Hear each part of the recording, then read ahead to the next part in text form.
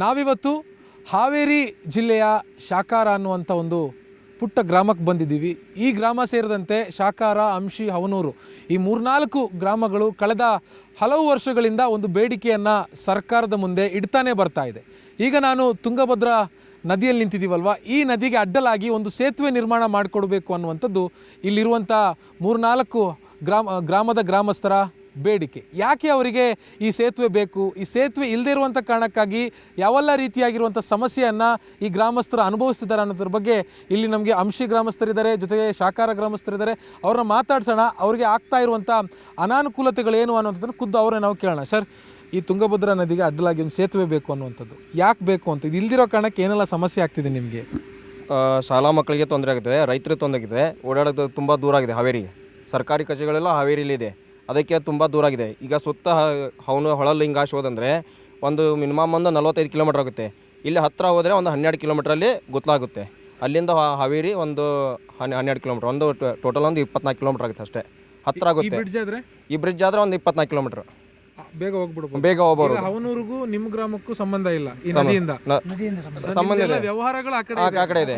ಇದು ಸಂಪರ್ಕ ಇಲ್ದಿರೋ ಕಟ್ಟಾಗ್ಬಿಟ್ಟಿದೆ. ಹಾಂ ಸರ್, ಹೇಳಿದಿರಾ ಸರ್ಕಾರಕ್ಕೆ ಮಾಡಿಕೊಡಿ? ಸರ್ಕಾರಕ್ಕೆ ಸಾಕಷ್ಟು ಬಾರಿ ಮನವಿ ಮಾಡಿದ್ದೇವೆ. ಹಿಂದೆ ಬೊಮ್ಮಾಯಿ ಸರ್ಕಾರ ಇದ್ದಾಗೂ ಮಾಡಿದ್ದೇವೆ. ಹಿಂದೆ ಸಿದ್ದರಾಮಯ್ಯ ಅಲ್ಲ, ಲಾಸ್ಟ್ ಕ್ಯಾಬಿನೆಟ್ ಈಗ ಆಗಲಿಲ್ಲ, ಅವಾಗಿನೇ ಸರ್ಕಾರ ಬಿದ್ದೋಯ್ತು. ನೆಕ್ಸ್ಟ್ ಬೊಮ್ಮಾಯಿ ಸರ್ಕಾರ ಬಂದಾಗೆ ಸಾಕಷ್ಟು ಜನರು ಕರ್ಕೊಂಡೋಗಿ ಸಮಸ್ಯೆ ಬಗ್ಗೆ ಎಲ್ಲ ಹೇಳಿದ್ವಿ. ಆದರೆ ಲಾಸ್ಟ್ ಗಳಿಗೆಯಲ್ಲಿ MLA ಅವರು ಹೊಂದಾಣಿಕೆ ಆಗಲಿಲ್ಲದಕ್ಕೆ ಇದು ಕ್ಯಾನ್ಸಲ್ ಆಗಿಬಿಡ್ತು. 2 ಸಲ ಟೆಂಡರ್ ಕರೆದ್ರು. ಇದನ್ನು ಟೆಂಡರ್ ಕರೆದ್ರು ಕೂಡ 65 ಕೋಟಿ ಟೆಂಡರ್ ಕರೆದ್ರು, DPR ಮಾಡಿದ್ರು ಕೂಡ ಆಗಲಿಲ್ಲ. ಆಮೇಲೆ ನೆಕ್ಸ್ಟ್ ಕಾಂಗ್ರೆಸ್ ಸರ್ಕಾರ ಬಂತು. ಈಗ ಸಿದ್ದರಾಮಯ್ಯರು ಮುಖ್ಯಮಂತ್ರಿ ಆದರು. ಮುಖ್ಯಮಂತ್ರಿ ಆದ ಕೂಡಲೇ ಸರ್ಕಾರ ರಚನೆ ಆಗತ್ತಲೇ ನಾವು ಫಸ್ಟ್ ರುದ್ರಪ್ಪ ಲಮಾಣಿಯವ್ರನ್ನ ಭೇಟಿಯಾಗಿ ಅಲ್ಲಿಂದ ನಾವು ಪತ್ರ ವ್ಯವಹಾರ ಮಾಡಿದ್ವಿ. ಅಲ್ಲಿಂದ DPRಗೆ ಅನುಮತಿ ಕೊಟ್ಟರು. 65 ಲಕ್ಷ ಅನುಮತಿ ಕೇಳಿದ್ರು KRDC ವತಿಯಿಂದ. ಆದರೂ ಕೂಡ ಮಾನ್ಯ ಸತೀಶ್ ಜಾರಕಿಹೊಳಿ ಅವರು ಯಾಕೆ ಇದನ್ನು ವಿಲೇವಾರಿ ಮಾಡಿದ್ರಂತ ಗೊತ್ತಾಗ್ತಲ್ಲ. ಅಂದರೆ ಭಾಳ ವಿಪರ್ಯಾಸ. ಅಂದರೆ ನೀವೊಬ್ಬರನ್ನ ಗೆಲ್ಲಿಸಿ, ಅಂದರೆ ನಿಮ್ಮ ಜಿಲ್ಲೆಯವರು CM ಮಾಡಿಬಿಟ್ಟಿದ್ರಿ ಭಾಳ ಹಿಂದಕ್ಕೆ ಅಲ್ವಾ? ಆದ್ರೂ ಒಬ್ರು CM ರಾಜಕಾರಣಿ ಇರುವಂಥ ಕ್ಷೇತ್ರದಲ್ಲೇ ಈ ಸಮಸ್ಯೆ ಬಗೆಹರಿತಾ ಇಲ್ಲ ಅಂತಂದ್ರೆ, ಇವರು ಬೊಮ್ಮಾಯಿ ಅವರು ಬಂದಾಗ್ರಿ ನಮಗೆ ಬ್ರಿಡ್ಜ್ ಹಾಕತ್ತೆ ಅನ್ನೋದು ಕನ್ಫರ್ಮ್ ಇತ್ತು. ಯಾಕಂದ್ರೆ ನಮ್ಮ ಜಿಲ್ಲೆದವರನ್ನ ಅಭಿಮಾನ. ಅವಾಗ ಏನಂತಂದ್ರು, ಇಲ್ಲಿ ಒಬ್ಬರು ನೆಹರು ಓಲೇಕರ್ ಅಂತ MLA ಇದ್ರು. ಇವ್ರ ನಡುವೆ ಇಬ್ಬರ ನಡುವೆ ಜಗಳ ಸಂಬಂಧ, ವೈಮನಸ್ಯ ಸಂಬಂಧ, ಶೀತಲ ಸಮರ ಸಂಬಂಧ. ಅವ್ರು MLA ನಮ್ಮ ಬಳಿ ಬರ್ತಾ ಇಲ್ಲಪ್ಪ, ನೀವು ಜನರು ಬರ್ತಾ ಇದ್ದೀರಿ, MLA ಪ್ರಚಾರ ಇಲ್ಲ, ನೀವು ಏನಕ್ಕೆ ಬರ್ತಾ ಇದ್ದೀರಿ ಅಂತಂದೇಳಿ ಅವ್ರಿಬ್ಬರ ಗೊಂದಲದ ನಡುವೆ ನಮ್ಮ ಬ್ರಿಡ್ಜ್ ನೆನಗುದಿ ಗಂಧ ಹಂಚಿದಾಗ ಕೂಸ್ ಬಡವಾತ ಅಂದಂಗೆ ಇಲ್ಲಿ ಬಡವಾದ್ರಿ. ಈಗ ಸರಿ ನಮ್ಮ ಸತೀಶ್ ಜಾರಕಿಹೊಳಿ ಅವರು ಒಳ್ಳೆ ಕೆಲಸಗಾರ ಇದ್ದಾರೆ, ಸಚಿವರು. ಆದರೆ ಅವ್ರ ಮೇಲೆ ಭಾಳ ಭರವಸೆ ಇದೆ. ನಮ್ಮ ರುದ್ರಪ್ಪ ಲಮಾಣಿ ಅವರು ಭರವಸೆ ಕೊಟ್ಟಿದ್ದಾರೆ, ನಾವು ಬ್ರಿಡ್ಜ್ ಮಾಡ್ತೀನಪ್ಪ ನಮ್ಮ ಅಧಿಕಾರದಾಗ, ನಮ್ಮ ಹೆಸರು ಉಳಿಸ್ಕೊಂತೀವಿ ಅಂತಂದೇಳಿ ಸತೀಶ್ ಜಾರಕಿಹೊಳಿ ಅವರು ಭರವಸೆ ಕೊಟ್ಟಿದ್ದಾರೆ. ಒಳ್ಳೆ ಕೆಲಸಗಾರ ಇದ್ದಾರೆ. ಎಷ್ಟೋ ಸರಿ ಮಾಡಲಿಲ್ಲ ಅಂತ ಕೊಟ್ಟರೆ ಸಾಕಾಗೋದು. ಭರವಸೆ ಮಾಡ್ಬೇಕು ಸರ್, ಅಷ್ಟೇ. ಅವ್ರ ಮೇಲೆ ಭಾಳ ಭರವಸೆ ನಾವು ಇಟ್ಟಿದ್ದೇವೆ. ಮನೆ ಕಟ್ಟಬಾರ್ದು ಸರ್, ಮಾಡ್ತಾರೆ ಅನ್ನೋ ಭರವಸೆ ಇದೆ.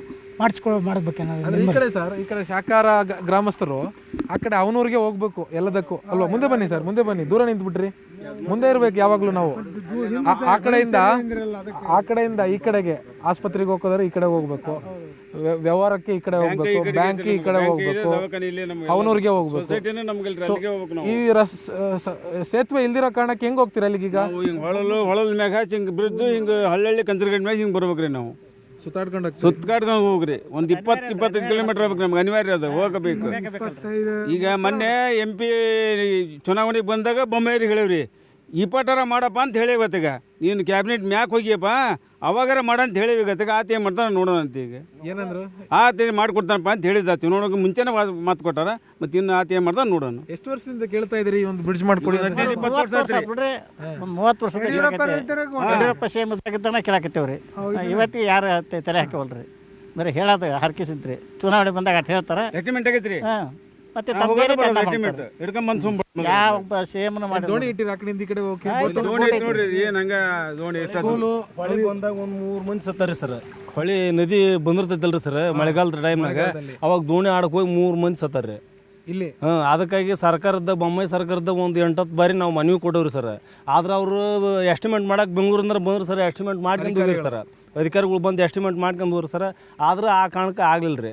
ಈಗ ರುದ್ರಪ್ಪ ಸರ್ ಬಂದು ಹಿಂದೆ MLA ಇದ್ದಾಗ ಬಂದು ಇಲ್ಲೆಲ್ಲ ಮಾಡ್ಬೇಕಂತ ಹೇಳಿ ಅವರು ಹೇಳ್ಯಾರಿ ಸರ್. ಈಗ ಅವರು ಈಗ MLA ಸರ್ ಅದ ರೀ. ಈಗ ಅವರು ನಮ್ಮ ಹರಕಿನ ಒಟ್ಟು ಈಡೇರಿಸಿರೋದು ಭಾಳ ಪುಣ್ಯ ಬರುತ್ತೆ ಸರ್. ತುಂಬಾ ಜನ ಇದ್ದಾರೆ ಸರ್ ಇಲ್ಲಿ. ಒಬ್ರು ಮಾಜಿ ಸಿಎಂ, ಈಗ MP ಇದಾರೆ ಸರ್, ಎಲ್ಲರೂ ಇದಾರೆ ಲಂಬಾಣಿ ಸರ್ MLA ಇದ್ದಾರೆ. ಹೌದು ಸರ್, ಎಲ್ಲರೂ ಇದಾರೆ ಸರ್. ಆದ್ರೆ ಇದ್ರ ಬಗ್ಗೆ ಯಾರು ಪ್ರತಿಕ್ರಿಯೆ ತೋರ್ತಾ ಇಲ್ಲ ಸರ್, ಸೀರಿಯಸ್ ಆಗಿ ಯಾರು ತಗೊಂತ ಇಲ್ಲ ಸರ್. ಹೌಶಿ ಶಾಖಾರ್ ಮತ್ತು ಹವನೂರು ಎಲ್ಲ ಗ್ರಾಮಸ್ಥರು ಎಲ್ಲರೂ ಹೇಳ್ತಾ ಇದ್ದಾರೆ ಸಮಸ್ಯೆಗಳದಾವು. ಇಲ್ಲಿ ವ್ಯಾವಹಾರಿಕವಾಗಿ ಇಲ್ಲಿ KVG ಬ್ಯಾಂಕ್ ಇದೆ, ಪ್ರಾಥಮಿಕ ಆರೋಗ್ಯ ಕೇಂದ್ರ ಇದೆ. ಇಲ್ಲಿ ಎಲ್ಲ 3 ಊರಲ್ಲಿ ರುದ್ರು ಅವರು ಎಲ್ಲರೂ ಇದ್ದಾರೆ, ಗರ್ಭಿಣಿ ಮಹಿಳೆಯರಿದ್ದಾರೆ. ಅವ್ರನ್ನೆಲ್ಲ ಇಲ್ಲಿ ನಾವು ವಿಜಯನಗರ ಜಿಲ್ಲಾ ಹೊಳಲಿಗೆ ಕರ್ಕೊಂಡು ಹೋದ್ನಂದ್ರೆ ನಿಮ್ಮ PHC ಬಂದು ಹವನೂರಿಗೆ ಬರ್ತೈತಿ, ಇಲ್ಲಿ ನಮ್ಮ ವ್ಯಾಪ್ತಿಗೆ ಬರೋಲ್ಲ, ನೀವು ಅಲ್ಲಿ ಕರ್ಕೊಂಡು ಹೋಗಿ ಅಂತಾರೆ. ಇಲ್ಲಿಂದ ಹಿಡ್ಕೊಂಡು ಅಲ್ಲಿಂದ ನಾವು ಕರ್ಕೊಂಡು ಹೋಗೋತ್ತಿಗೆ ಅಷ್ಟೊತ್ತಿಗೆ ಅದು ಖಾಲಿನ ಆಗಿರ್ತಾವೆ. ಎಷ್ಟೋ ಸಲ ಭಾಳ ಉದಾಹರಣೆಗಳು ಅದಾವೆ ಸರ್. ಹೌದು ಸರ್. ಹಾಗಾಗಿ ಇದನ್ನು ಮಾಡಿಕೊಟ್ರೆ ಭಾಳ ಅನುಕೂಲ ಆಗುತ್ತಂತ ನಮ್ಮೆಲ್ಲರ ಮನವಿ ಸರ್. ಊಟ ನಾವು ತಿನ್ನಕ್ಕೆ ಇಷ್ಟಪಡೋದು ಹಿಂಗೆ, ಈಗ ಇವ್ರ ಕಾರಣಕ್ಕೆ ನಾವು ಹಿಂಗೆ ತಿನ್ಬೇಕಾಗಿರೋ ಅದು ಇದೇನು ಊಟ ಇದ್ರೂ ಊಟ ಇಲ್ದಂಗೆ ಆಗೈತ್ರಿ. ಈಗ ನಮ್ಮ ಬೆಳೆವು ನಮ್ಮ ಅಂತೂ ಬೈಕ್ ಅದಾವ್ರಿ, ನಾವು ಹೋಗ್ತೇವೆ. ಇನ್ನೂ 2 ಕಿಲೋಮೀಟ್ರ್ ಜಾಸ್ತಿ ಆಗಿ ಬರ್ತವೆ. ಬೈಕ್ ಇಲ್ದಾರೆ ಹೆಂಗೆ ಹೋಗ್ಬೇಕಂತಾರೆ, ಬಸ್ಸಿನ ಸಮಸ್ಯೆ ಇಲ್ಲ. ಮತ್ತು ಏನು ಹೋಗ್ಬೇಕಂದ್ರೆ ಹಿಂಗೆ ಕುಂಟ್ರು ಇರ್ತಾರೆ, ಅವ್ರನ್ನ ಕರ್ಕೊಂಡು ಹೋಗೋದು ಹೆಂಗೆ ರೀ? ಈಗ ಎಲ್ಲ ಓಟು ಏನಂತಾರಲ್ಲ, ನಮ್ಮ ಯಾವ ಇರೋದು ಓಟು ನಮ್ಮ ಹಾವೇರಿ ಕಡೆಗೆ. ಈಗ ನಮ್ಮ ಹಡಗಲಿ ಕಡೆಗೆ ಯಾವೂ ಇಲ್ಲ. ಹಿಂಗೆ ಹೋಗ್ಬೇಕಂದ್ರೂ ಹಿಂಗಾಸಿ ಬರ್ಬೇಕು. ನಾವು ಇದ್ದರೆ ಹೋಗ್ತೇವೆ, ಇಲ್ದಾರ ಇಲ್ಲ. ಅವ್ರನ್ನ ಕರ್ಕೊಂಡು ಹೋಗ್ಬೇಕಂದ್ರೆ ಮತ್ತೆ ಈಗ ಪೆಟ್ರೋಲ್ ರೊಕ್ಕ ಕೊಡಂತಾರೆ, 50 ರೂಪಾಯಿ ಕೊಡೋ ಅವ್ರ ಇಂತಲ್ಲಿ ಇರ್ತೈತಿ. ಇನ್ನು ಇವು ಏನು ಕೇಳ್ತಾನೆ, ಇವ್ನ ಖರ್ಚಿಗೆಲ್ಲ ಸೇರಿ 750 ಕೊಡು ಅಂತಾನೆ. ಪಾಪ ಅವ್ರು ಕೊಡೋದು ಆಗ್ಬೇಕಲ್ರಿ. ಅದು ಆ ಕೆಲಸ ಇಲ್ದಂಗೆ 200-300 ರೂಪಾಯಿ ದಿನಕ್ಕೆ, ಅದರಲ್ಲಿ 250 ರೂಪಾಯಿ ಆಟೋಗೆ ಅದನ್ನೆಲ್ಲ ಕೊಟ್ಟು ಅವ್ರ ಕಡೆಯಿಂದ ಹೋಗೋದು ಆಗ್ಬೇಕಲ್ರಿ ಸರ್ ಅಲ್ಲಿಗೆ.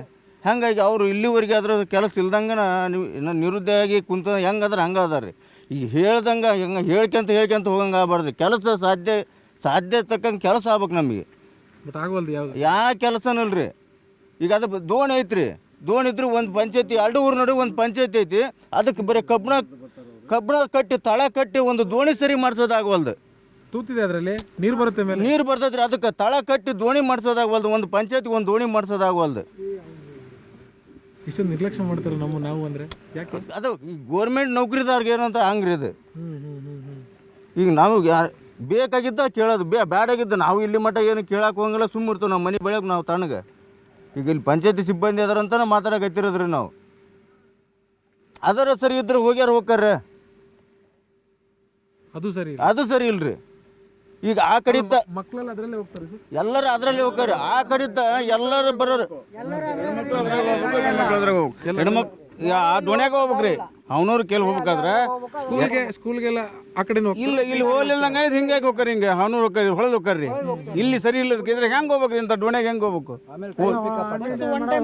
ನಮ್ಮ ಹಾವೇರಿ ಸಾಲೇನು ತಪ್ಪೇ ಬಿಟ್ಟವು, ಬರೀ ಬಳ್ಳಾರಿ ಜಿಲ್ಲೆಗೆ ಅಣಿ ಬಿಟ್ಟವು ನಾವು. ಹೆಂಗಾಗಿದೆ, ನೀವು ದೈಹಿಕವಾಗಿ ಇವ್ರ ಜೊತೆಗಿದ್ದೀರಿ, ಹೌದು ಮಾನಸಿಕವಾಗಿ ಹಾವೇರಿ ಏನಾಗೈತಿ ಸಾಹೇಬ್ರ ಅಂದ್ರೆ ನಾವು ಹಾವೇರಿ ಜಿಲ್ಲಾದಾರ, ಹಾವೇರಿ ತಾಲೂಕಿನಾರ. ಉಳಿದ್ರೆ ಏನಂದ್ರೆ ನಾವು ಬಳ್ಳಾರಿ ಜಿಲ್ಲೆಗೆ ಸಂಬಂಧಪಟ್ಟ ಆ ಪ್ರಕಾರ ನಮ್ಮ ಜೀವನ ಅದಾವ ಇಲ್ಲಿ ಹಳ್ಳ್ಯಾಗ. ಇವತ್ತು ಯಾವ ಸರ್ಕಾರ ಇರಲಿ, ಯಾರ ಏನೇ ಇರಲಿ, ಯಾವ MLA ಇರಲಿ, ಯಾವ ಮುಖ್ಯಮಂತ್ರಿ ಇರಲಿ, ಇವತ್ತು ನಮಗೆ ಆರ್ಚ್ ಬಂದವರು ಲಮಾಣಿಯವರು, ಸಿದ್ದರಾಮಯ್ಯನವರು ಮುಖ್ಯಮಂತ್ರಿ ಆಗ್ಯಾರ. ಅವರಿಬ್ಬರಿಗೆ ಕೂಡಿ ಕೆಲಸ ಮಾಡಿಕೊಟ್ರೆ ಅವ್ರ ಸಹಾಯ ಮಟ್ಟ ಅವ್ರಲ್ಲಿ ಹೆಸರು ಉಳಿತೈತಿ. ಇಂಥ ಮುಖ್ಯಮಂತ್ರಿ ಇದ್ನಪ್ಪ, ಒಂದು ಪೋಲ್ ಮಾಡಿಕೊಟ್ಟ. ನಮಗೆ ರುದ್ರಪ್ಪ ಲಮಾಣಿಯರು MLA ಇರಿದ್ರು, ಅದಕ್ಕೆ ನಮಗೆ ಭಾಳ ಪ್ರಯತ್ನ ಮಾಡಿ ನಮಗೆ ಒಂದು ಪೋಲ್ ಮಾಡಿಕೊಟ್ರು. ನೀವು ಗೆಲ್ಸಿ ಕಳಿಸಿರೋದು ಅದಾಗ ಒಂದು ಸಾರ್ಥಕ ಆಕತಿ. ಅದಕ್ಕೆ ದಯಮಾಡಿ ಅವ್ರಿಗೆ ಈ ಕೆಲಸದ ಕಡೆ ಗಮನ ಕೊಡ್ಬೇಕು ಅಂತೇಳಿ ಸಿದ್ದರಾಮಯ್ಯ ಮುಖ್ಯಮಂತ್ರಿ ನಾನು ಬೇಡಿಕೆ ಅಂತ. ಇದು ಬೆಂಗಳೂರಲ್ಲಿ ವಿಧಾನಸೌಧ ಇದೆ, ಗೊತ್ತಲ್ಲ ನಿಮಗೆ? ವಿಧಾನಸೌಧದ ಮೇಲೆ ಒಂದು ಸಾಲು ಬರೆದಿದೆ, ಸರ್ಕಾರದ ಕೆಲಸ ದೇವರ ಕೆಲಸ ಅಂತ. ಅಂದ್ರೆ ಜನರ ಸೇವೆ ಮಾಡೋದು ಜನಾರ್ದನ ಸೇವೆ ಮಾಡ್ದಂಗೆ ಅಂತ ಅವ್ರ ಕೆಲಸ ರೀ ಅದು. ದೊಡ್ಡ ಮಾಡ್ಬೇಕ್ರಿ. ಈಗ ದೊಡ್ಡ ಮನಸ್ಸು ಮಾಡಿ ಇಷ್ಟೆಲ್ಲ ಬಂದಿರಿ, ನೀವು ಬಂದಿರಿ, ನಾವು ಎಲ್ಲ ಕೂಡೇವಿ, ನಮ್ಮ ಕಷ್ಟ ಎಲ್ಲ ಹೇಳ್ಕೊಂಡವಿ.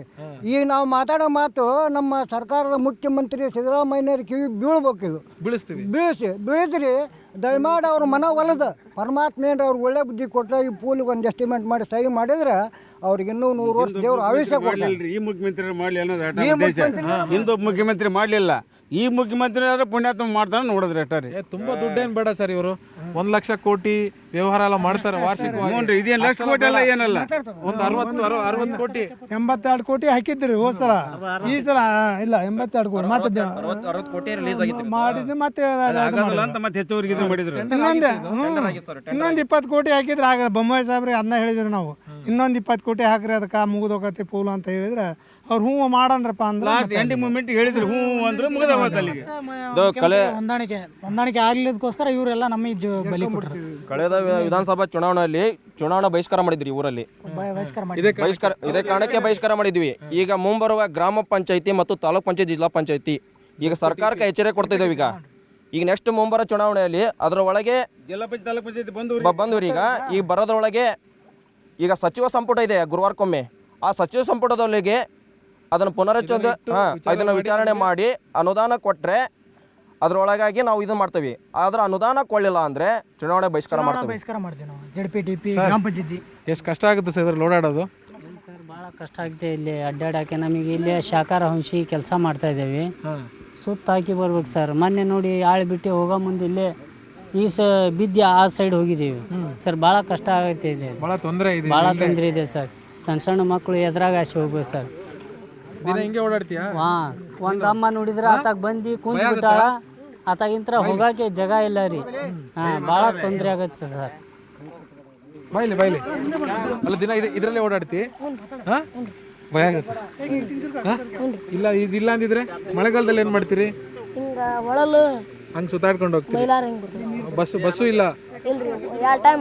ಬೆಳಿಗ್ಗೆ ಒಂದು ಸಂಜೆ ಒಂದು ಅಷ್ಟೇ, ಅದು ಬಿಟ್ಟರೆ ಇಲ್ಲ ಬಸ್ಸು. ನಡ್ಕೊಂಡು ಹೋಗ್ಬೇಕು, ಇಲ್ಲ ಯಾರನ್ನಾದ್ರೂ ಬೈಕಲ್ಲೋ ಯಾರು ಡ್ರಾಪ್ ಹಾಕ್ಸ್ಕೋಬೇಕು. ಭಾಳ ತೊಂದರೆ. ಒಂದು ಸೇತುವೆ ಮಾಡಿದ್ರೆ ಅನುಕೂಲ ಆಗುತ್ತಾ? ಹಾಂ, ಹ್ಞೂ ರೀ, ಅಷ್ಟೇ. ಮತ್ತೆ ಬರಲ್ಲ ನೀವು.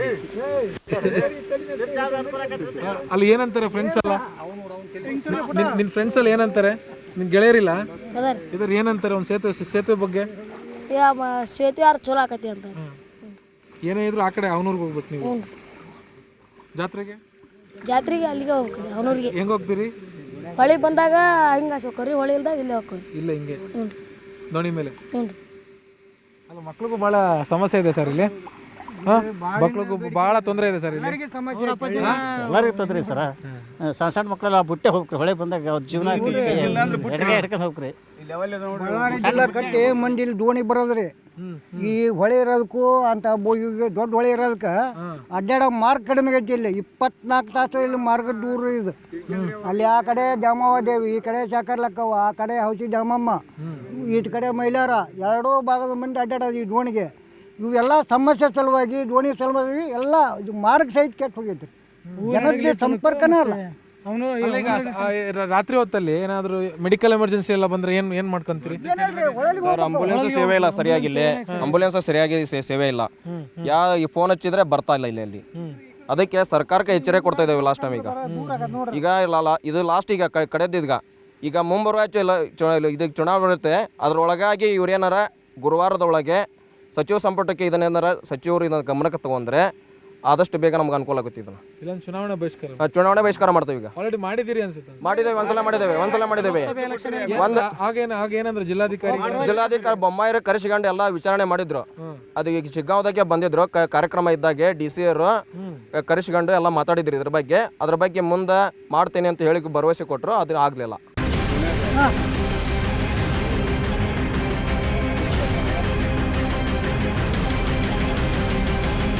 ಅಲ್ಲ ಸರ್, ಇಲ್ಲಿ ಭಾಳ ವಿಚಾರ ಸಿಂಪಲ್ ಆಗಿ ನಾವೇನು ನಮ್ಗೆ ಚಿನ್ನ ಕೊಡಿ, ಆಸ್ತಿ ಮಾಡಿಕೊಡಿ ಅಂತ ಕೇಳ್ತಾ ಇಲ್ಲ.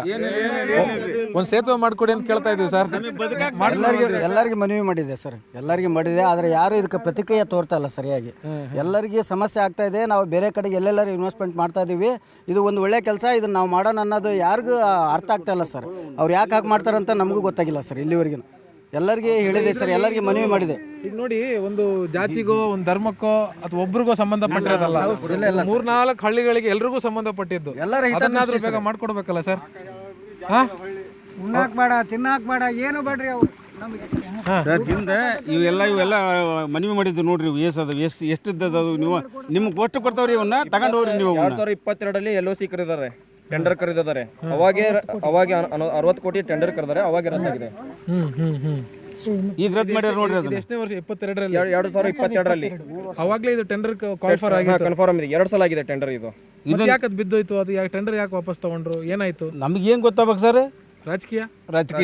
ಈಗ ಅದನ್ನ ನಾವು ಹೇಳಂಗಲ್ಲ ನೋಡಿ. ಹೆಂಗೈತಿ? ರಾಜಕೀಯ ಒತ್ತಡದಿಂದ ಇದಾಗಿದೆ, ಈಗ ವಿಫಲವಾಗಿದೆ. ಆದಷ್ಟು ಬೇಗ ಸತೀಶ್ ಜಾರಕಿಹೊಳಿಗೆ ಮನವಿ ಮಾಡ್ಕೊಂತವ. ಈಗ ಉಸ್ತುವಾರಿ ಸಚಿವರು ಇದ್ದಾರೆ, ಆಮೇಲೆ ಸಭಾಪತಿಗಳು ಇದ್ದಾರೆ, ಸಭಾಪತಿಗಳಿದ್ದಾರೆ.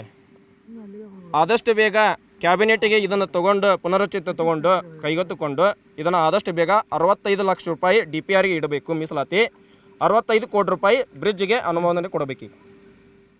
30 ವರ್ಷದಿಂದ ಕೇಳ್ತಾ ಇದ್ದೀರಿ.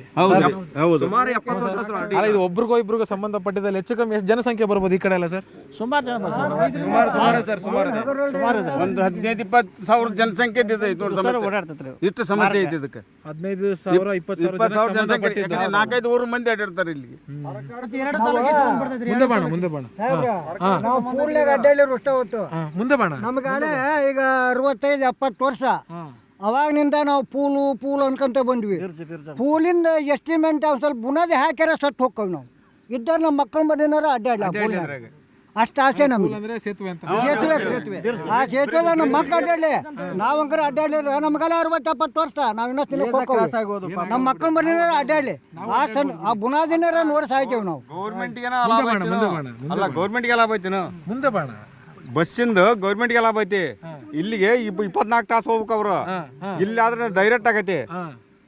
24 ತಾಸು ಅತ್ತ ಹೋಗ್ಬೇಕಂದ್ರೆ ಇಲ್ಲೇ ಡೈರೆಕ್ಟ್ ಹೋಗ್ಬಿಡ್ತಾರೆ ಹಾವೇರಿಗೆ. ಅನುಕೂಲ ಇದೆ. ಗೌರ್ಮೆಂಟ್ಗೆ ಅನುಕೂಲ ಐತಿ.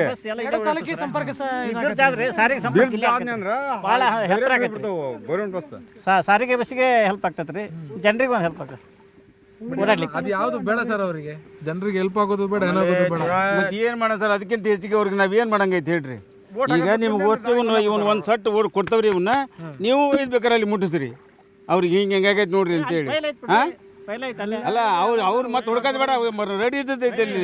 ಇದನ್ನ ತಗೊಂಡು ಹೋಗ್ಲಿ, ಈಗ ಮಾಡಿ ಇಟ್ಟು ತಗೊಂಡು ಹೋಗ್ರಿ. ಈಗ ಮಕ್ಕಳ ಜೀವಪಾನಕ್ಕಿಂತ ಆ ಕಡೆ ಹೋಗ್ಬೇಕು. ಹೌದು ಸರ್. ಮಧ್ಯದಲ್ಲಿ ಹೆಚ್ಚು ಕಮ್ಮಿ ಆದ್ರೆ ಯಾರು ಹೊಣೆ? ಮಧ್ಯದಲ್ಲಿ ಹೆಚ್ಚು ಕಮ್ಮಿ ಆದ್ರೆ ಅವ್ರ ಜೀವಕ್ಕೆ ಅವರೇ ಹೊಣೆರಿ. ಯಾರು ಬಂದ್ರು ಏನು ಈಗ ತಡಿಯಪ್ಪ ಅಂತಾರೆ. ಈಗ MLA ಬಂದ್ರು ಸತ್ತನ ಮುಗಿತಪ್ಪ, ಏನು ಮಾಡೋಕೈತಿ, 1 ಲಕ್ಷ ರೂಪಾಯಿ ಪರಿಹಾರ ಕೊಡೋಣ ಬಿಡು ಅಂತಾರೆ. ಮುಗಿತಲ್ಲಿ 1 ಲಕ್ಷ ರೂಪಾಯಿ ಪರಿಹಾರ ತಗೊಂಡು ಅವ್ರಿದ್ದು ಬದ್ದು ಗಂಡ ಎಂತ ನೋಡಿ ಎಣ್ಣೆ ಹೊಡ್ಯೋದು ಮಜಾ ಮಾಡೋದು. ಹೋದ ಜೀವ ಸಿಗ್ತೈತೆ ರೀ. ಅವ್ರು ಅವ್ನ ಜೀವನನ ಹಾಳು. ಅವನು ಒಬ್ಬ ಮಗ ಇರ್ತಾನೆ ರೀ. ಒಬ್ಬ ಮಗ ಇದ್ದವ್ ಸತ್ತು ಹೋದಂದ್ರೆ ಅವ್ರು ಮುಂದೆ ಅವ್ರ ಗತಿ ಹೆಂಗೆ ನೋಡೋರು ಯಾರು, ನುಡಿಯೋರು ಯಾರು? ಆಗ್ಯಾವ ಸರ್, ಆಗ್ಯಾವ. ಇದ ಒಂದು ಸಲ ಆ ಕಡೆಯಿಂದ ಈ ಕಡೆ ಈಸ್ಕೊಂತ ಆ ಕಲ್ಲು ಐತಲ್ರಿ, ಆ ಕಲ್ಲು ಅಂತೇಳಿ ಬಂದು ಒಬ್ಬ 2 ಹೆಣ್ಣು 1 ಗಂಡು ಇದ್ದು ಹುಡುಗ ಮುನಿಗೆ ಸತ್ತು ಹೋದ. ಬ್ಯಾಂಕಿಗೆ ಹೋದವ್ ಬಂದು ಮುನಿಗೆ ಸತ್ತು ಹೋದ. ಅವನ್ ತಗೊಂಬಂದು ಮಣ್ಣು ಮಾಡಿದ್ವಿ. ಆ ಬಂದು ಪರಿಹಾರ ಕೊಟ್ರಿ ಅದಕ್ಕೆ ಉಪಯೋಗ ಆಕತಿ ಹೇಳ್ರಿ. ಅದನ್ನೊಂದು ಬ್ರಿಡ್ಜ್ ಮಾಡಿ ಕೊಟ್ರೆ ಒಂದು ಅನುಕೂಲ ಆಕತಿ. ನೀವು ಒಂದು ಸತೀಶ್ ಜಾರಕಿಹೊಳಿ ಅವರಲ್ಲಿ ಮುಖ್ಯಮಂತ್ರಿಗಳಿಗೆ ಒಂದು ಮನವಿ ಮಾಡ್ಬೇಕು. ನೀವು ಅವ್ರನ್ನ ಪ್ರಶ್ನೆ ಮಾಡಿ ಯಾಕೆ ಮಾಡ್ತಾ ಇಲ್ಲ ಅಂತಂದು.